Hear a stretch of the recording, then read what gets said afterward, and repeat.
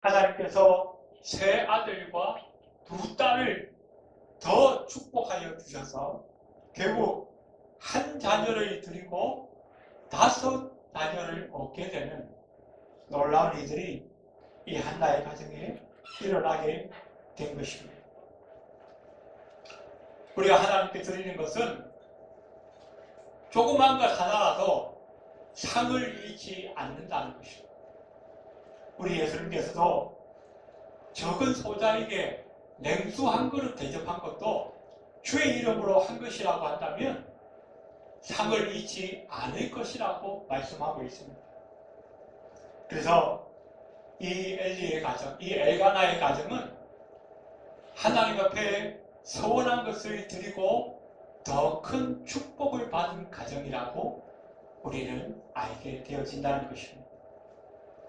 두 번째로 이 엘가나의 가정은 축복을 받은 이후에도 신실히 하나님을 잘 섬겼다는 것입니다. 오늘 19절에 보니까 그의 어머니가 매년 드리는 제사를 드리러 그의 남편과 함께 올라갈 때마다 라고 말씀하고 있습니다. 그들은 매년 제를 드리기 위해 해마다 꾸준히 한 번도 거르지 않고 성전에 올라갔습니다. 간절하게 기도하여 얻은 그 아들, 하나밖에 없는 그 아들 사무엘을 여호와께 드려서 성전에 섬기게 한 이후에도 여전히 하나님께 더 나아가고 하나님의 더 큰 은혜를 간구하며 신앙의 본분을 다하고 있는 이 엘가나와 한나의 모습을 성경은 기록하고 있다는 것입니다. 어떤 분은 이렇게 생각할 수 있습니다. 자기 아들이 성전에 있으니까 엄마가 아들 보고 싶어서 자주 갔겠지. 빠지지 않고 갔겠지. 그렇게 생각할 수 있습니다.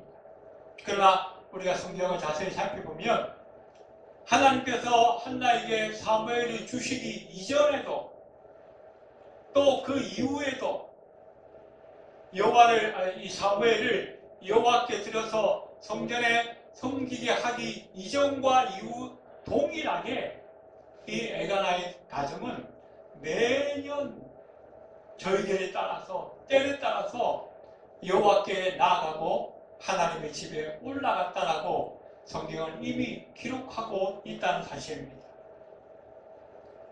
그래서 이 엘가나의 가정은 하나님께서 축복해 주셨으니까 이제는 좀 열심히 안 해도 되겠지. 복을 많이 받았으니까 이제는 조금 마음을 좀 긴장을 내려놔도 되겠지.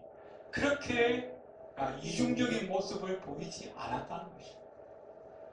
우리가 신앙생활을 하다가 그럴 때가 많지 않습니까? 문제가 생기고 하나님의 은혜가 필요할 때는 간절한 마음으로 열심히 기도하고 새벽 기도하고 철야 기도하다가 조금 괜찮아지면 그때부터는 내가 언제 그랬냐는 듯이 하나님 앞에 열심을 내려놓는 경우들이 많지 않습니까?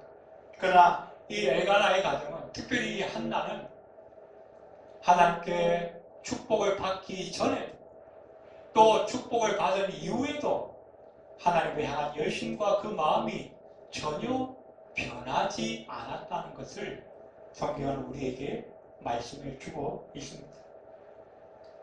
세 번째로 이 엘가나의 가정은 어린 사무엘도 여호와를 잘 섬겼다라고 말씀하고 있습니다. 또 그 섬김으로 말미암아 하나님 앞에 은총을 많이 받았다라고 성경을 기록하고 있다는 것입니다. 오늘 11절에 보니까 엘가나는 라마의 자기 집으로 돌아가고 그 아이는 제사장 엘리 앞에서 여호와를 섬기니라. 18절에도 사무엘은 어렸을 때에 세마포 에봇을 입고 여호와 앞에서 섬겼더라라고 말씀하고 있습니다. 어린 사무엘의 입장에서 봤을 때 부모를 떠나서 자기 홀로 성전에 남아가지고 늙은 제사장 그 엘리의 심부름이나 하고 있는 그 모습이 뭐가 그렇게 좋았겠습니까? 그럼에도 불구하고 성경이 기록하고 있는 이 사무엘의 모습은 어떠합니까? 어린 나이임에도 불구하고 율법서를 읽고 또 하나님의 제사 규례를 익히고 그와 함께 신앙이 자라가면서 엘리 앞에서, 다시 말하면 엘리의 감독하에서 엘리의 가르침을 따라 여호와를 섬겼다라고 성경은 기록하고 있다는 것입니다. 비록 어린 나이였지만 하나님을 향한 그 신앙의 분량만큼은 웬만한 어른보다 부족하지 않았던 것 같습니다. 사무엘은 비록 어린 나이였지만 제단에서 엘리의 그 수종을 들면서 때로는 잔심부름을 하기도 하고 촛불에 불을 켜기도 하고 또 성전의 문을 여닫기도 하면서 자기에게 주어진 이들을 잘 감당했을 것입니다. 비록 그것이 별 큰 일은 아니었다 할지라도 이 사무엘이 중심을 담아서 여호와를 향한 진심으로 그 일을 행하였기에 성경은 뭐라고 합니까? 사무엘이 여호와를 섬겼다라고 말씀합니다. 나중에 이 엘리와 그 아들들에 관한 기록이 나오는데 성경은 그들이 제사장이라고 분명하게 직분을 기록하고 있지만 성경 어디를 읽어봐도 그들이 여호와를 섬겼다라고는 표현하지 않고 있다는 것입니다. 그런데 이 사무엘은 비록 어린아이임에도 불구하고 그리고 그가 하는 일이 비록 적은 일임에도 불구하고 성경은 분명히 기록합니다.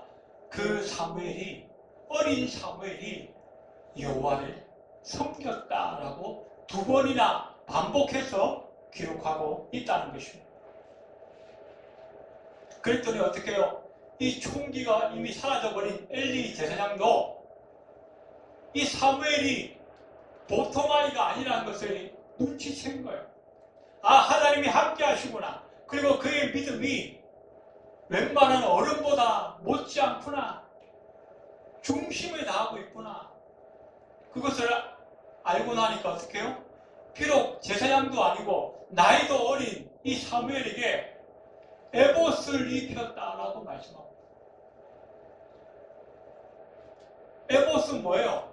제사장이 하나님의 성전에 들어가서 하나님의 제사에 관한 일을 감당할 때 입는 옷이 특별한 옷이에요. 그런데 이 어린 사무엘이 그 에봇을 입도록 이 엘리 제사장이 허락해 주었다는 것은 뭡니까? 엘리 제사장이 사무엘의 그 신앙을, 그 믿음을, 그 중심을 이미 알아보았다는 것이죠. 그래서 26절에 보니까 아이 사무엘이 점점 자라매 여호와와 사람들에게 은총을 받더라. 이것은 하나님이 사무엘과 함께 하셨고 또 사무엘이 전심으로 여호와를 섬긴 것을 증명해 주고 있다는 것입니다. 이렇게 엘가나의 가정은 엘가나와 한나와 사무엘이 온 마음과 온 전심으로 여호와를 섬기는 가정이었던 것을 우리에게 보여주고 있습니다. 자, 두 번째로 엘리의 가족들은 어떠한가? 첫 번째, 그 아들들의 모습을 보니까 이 엘리의 아들들이 악행을 저질렀다라고 말씀합니다.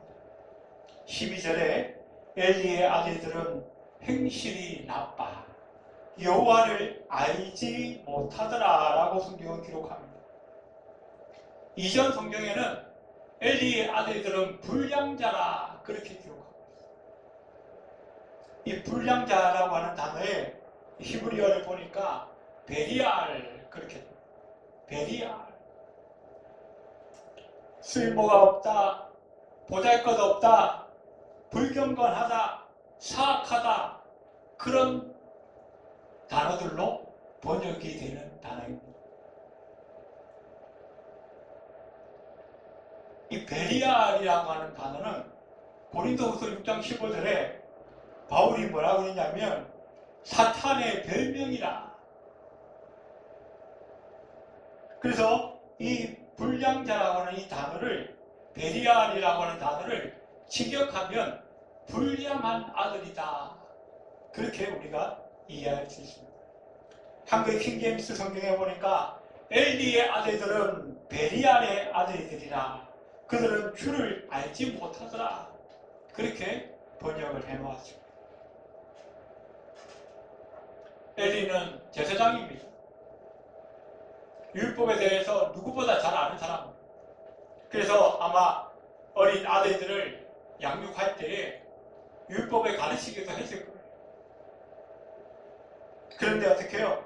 그 아들들은 그 율법을 건성으로 들었어요. 비록 그들이 제사장으로 직분을 감당하고 있지만 그 마음에는 하나님을 아는 체험이 없어요. 우리 기독교는 체험이 있어야 됩니다. 지식 가지고 우리 신앙을 유지할 수도 없고 신앙이 성장할 수가 없어요. 하나님께 체험이 있어야 합니다. 하나님이 살아계신 것과 하나님이 내 삶에 역사하시는 것과 내가 때로는 환난과 고난 가운데서 하나님께서 도우심으로 내가 이 환난과 고난을 이겨내었다라고 하는 체험이 있어야 돼요. 그 체험이 없으면 다른 성경적인 지식이 아무리 많아도 우리는 힘있게 신앙생활을 할 수가 없는 거예요. 그래서 오늘 성경은 뭐라 그럽니까? 이 아들들이 여호와를 알지 못하였다. 이 안다라고 하는 단어는 그냥 지식적으로 여호와가 온 천지 만물을 창조하시고 아담과 하와를 지으시고 온 우주를 섭리하시고 그런 지식적인 지식이 아니라 내가 개인적으로 체험한 그 하나님, 그 하나님에 대한 경험, 이것을 야다라고 하는 히브리 단어로 쓰고 있습니다. 이것이 없으면 신앙이 없는 것과 마찬가지입니다. 그래서 이 엘리의 아들들은 태어날 때부터 제사장 집에 태어나서 자기가 이제 자라서 제사장의 직분을 감당하고 있음에도 불구하고 하나님을 아는 그 지식, 하나님을 아는 그 체험이 없었다라고 말씀하고 있습니다.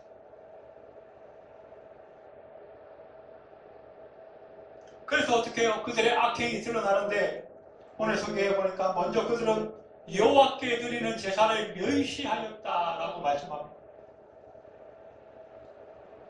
17절에 보니까 이 소년들의 죄가 여호와 앞에 심히 크면 그들이 여호와의 제사를 멸시하였다.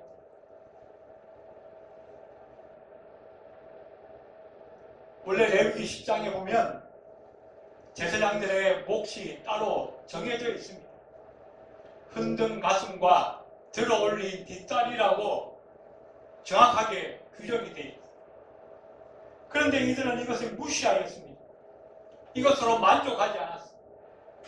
그래서 제사 드리러 온 사람들이 자기의 가족, 자기의 친지들과 함께 그 회식을 하기 위해서 고기를 삶을 때가 되면 이 불량한 아들들이 사환을 보내가지고 3살 갈고리를 가지고 와서 거기에 솥에다가 찔러서 거기에서 나오는 것은 무조건 자기 것이라고 주장을 합니다.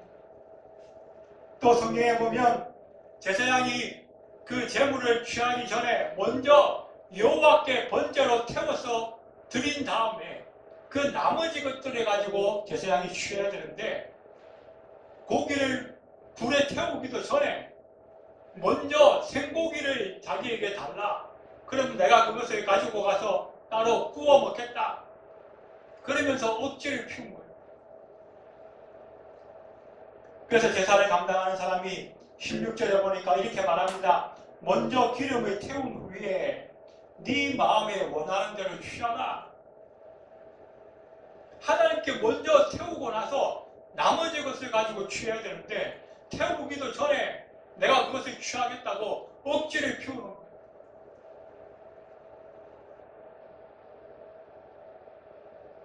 여호와의 제사를 멸시하였다라고 성경은 분명하게 기록하고 있습니다. 왜 그렇습니까? 여호와를 알지 못하겠다.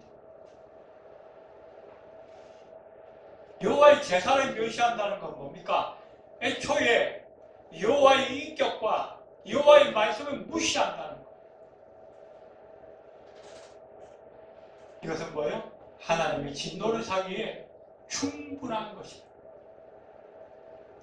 또 두 번째 악행이 뭡니까? 그들은 회막문에서 수종드는 여인들을 범하였다.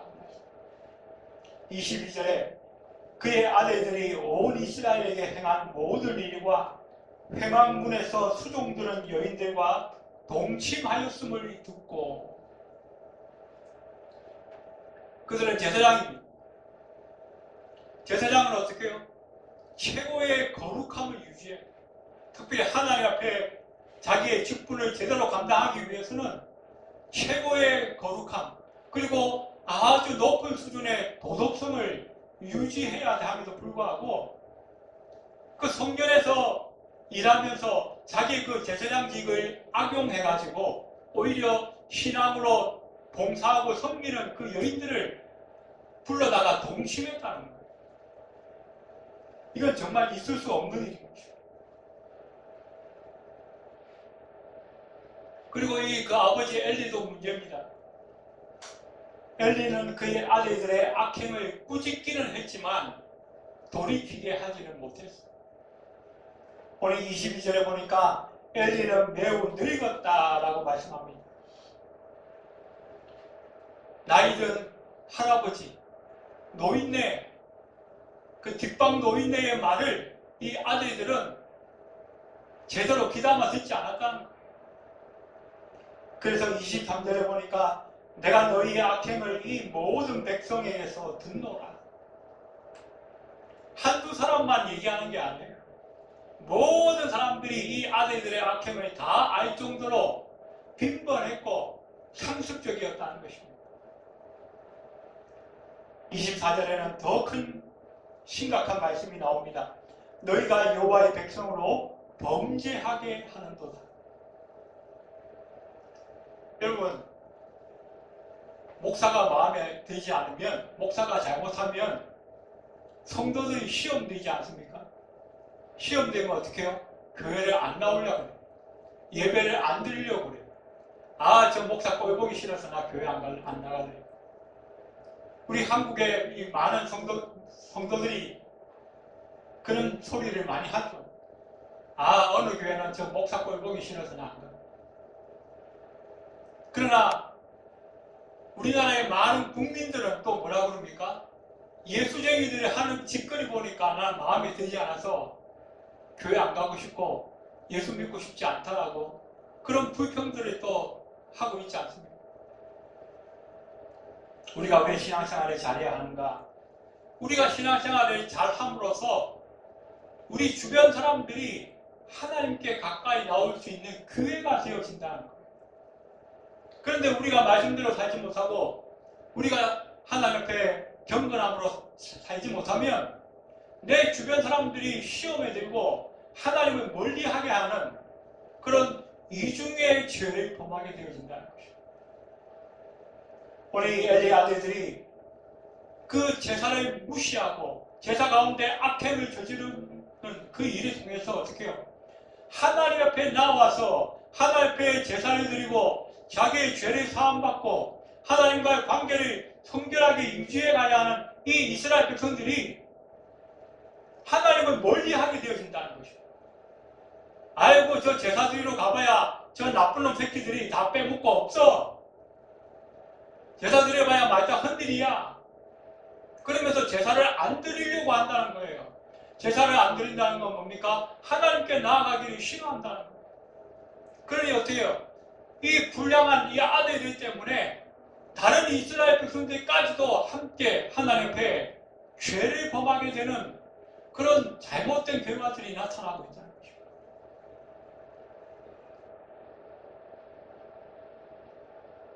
그럼에도 불구하고 어떻게 해요? 이 엘리의 아들들은 엘리 제사장, 그 당시 대제사장이었으며 또 사사로 이 평생을 살았던 이 엘리의 그 충고를, 책망을 전혀 듣지 않았어. 그리고 그의 악행을 고치지 않았다는 것이요. 25절에 보니까 그들이 자기 아버지의 말을 듣지 아니하였으니 이는 여호와께서 그들을 죽이기로 뜻하셨습니다.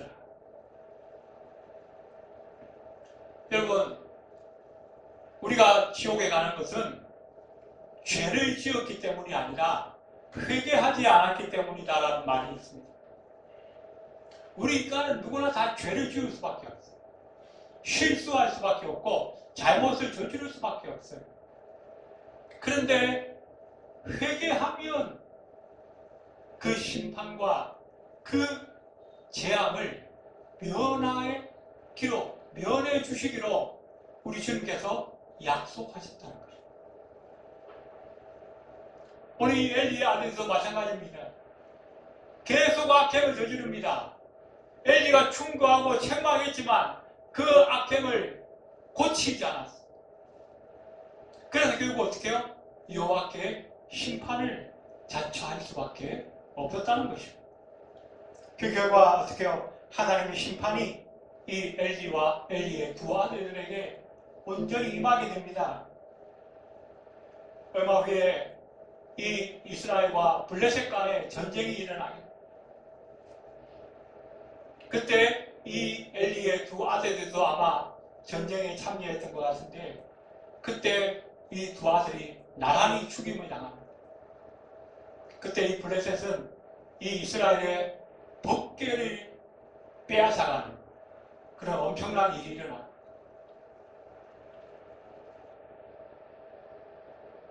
그리고 이 소식을 엘리가 전해들어 듣고 나이가 많으니까 의자에 앉아있다가 그 소식을 듣고 깜짝 놀라서 자빠져서 목이 부러져 죽었다라고 성경은 기록하고 있습니다.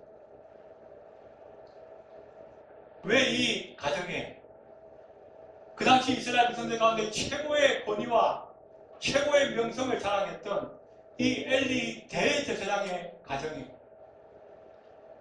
대를 이어서 하나님께 예배하고 제사하는 제사장 직분이었던 그 세 사람이 왜 이렇게 갑자기 죽임을 당하게 되었습니까? 오늘 29절에 보니까 하나님께서 이렇게 책망합니다. 너희는 어찌하여 내가 내 처소에서 명령한 내 재물과 예물을 밟으며 네 아들들을 나보다 더 중히 여겨 내 백성 이스라엘이 드리는 가장 좋은 것으로 너희들을 살찌게 하느냐. 그러면서 주님이 계속해서 말씀하십니다. 30절에 나를 존중히 여기는 자를 내가 존중히 여기고 나를 멸시하는 자를 내가 경멸하리라. 우리의 삶은 어떻습니까? 우리는 과연 하나님을 존중히 여기며 살고 있습니까? 조그마한 부분이라도 하나님을 무시하거나 경멸하는 부분은 우리에게 없었는지 우리가 한번 돌아봐야 할 것입니다. 오늘 우리는 엘가나의 가정과 엘리의 가정의 두 선행과 악행을 비교하여 살펴보았습니다. 오늘 예배하는 우리는 부디 이 엘가나의 가정처럼 온전히 하나님을 섬기고 하나님을 존중히 여겨드림으로 말미암아 하나님의 큰 축복을 받아 누릴 수 있는 저와 여러분이 다 되시기를 주의 이름으로 축원드립니다. 기도드리겠습니다. 고마우신 하나님, 엘가나의 가정이 온 식구가 합하여서 하나님을 온전히 섬기고 존중히 여겨 드려서 하나님 앞에 큰 축복을 받은 것을 보았습니다. 오늘 예배하는 우리 모두도 이 엘가나의 가정처럼 우리 식구들이 전심으로 하나님을 섬기며 하나님을 존중히 여겨드림으로 말미암아 큰 축복의 주인공들이 다 될 수 있도록 주님 역사하여 주시옵소서. 예배를 마치고 돌아가는 발걸음 위에도 함께하여 주옵소서. 예수님의 이름으로 간절히 기도드리옵나이다. 아멘.